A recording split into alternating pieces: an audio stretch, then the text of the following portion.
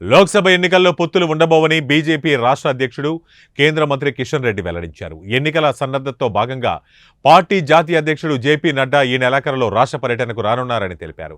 ఎన్నికలపై ఆయన ప్రత్యేక సమీక్ష నిర్వహిస్తారని చెప్పారు. పదాధికారులు, జిల్లా అధ్యక్షులు, ఇన్ఛార్జీల సమావేశంలో కిషన్ రెడ్డి మాట్లాడారు. ఎన్నికల్లో 8 స్థానాల్లో విజయం సాధించడం, 14% ఓటు బ్యాంకు పెరగడం మంచి పరిణామం.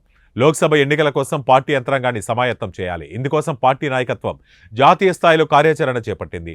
పార్టీ తరపున, కేంద్ర ప్రభుత్వం తరపున కార్యక్రమాలు ఉంటాయి.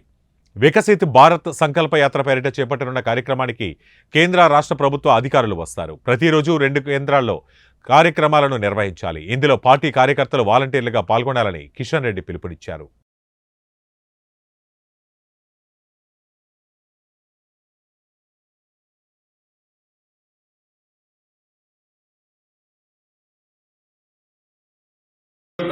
పార్లమెంట్ ఎన్నికలకు సిద్ధం కావాల్సినటువంటి అవసరం.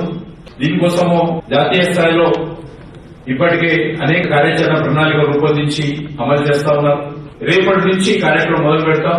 అందులో పార్టీ తరఫున చేసేటువంటి కార్యక్రమాలు, భారత ప్రభుత్వం తరఫున చేసేటువంటి కార్యక్రమాలు కూడా మనం పూర్తి స్థాయిలో దేశంలో చేపట్టినటువంటి అనేక రకాల అభివృద్ధి కార్యక్రమాలు ప్రజల మధ్య తీసుకుపోవడం, వికసిత్ భారత్ సంకల్ప యాత్ర పేరుతో భారత ప్రభుత్వం చేపడుతున్నటువంటి కార్యక్రమాల్లో ఇవన్నీ కూడా గ్రామాలలోని యాత్రలు అధికారులు వస్తారు.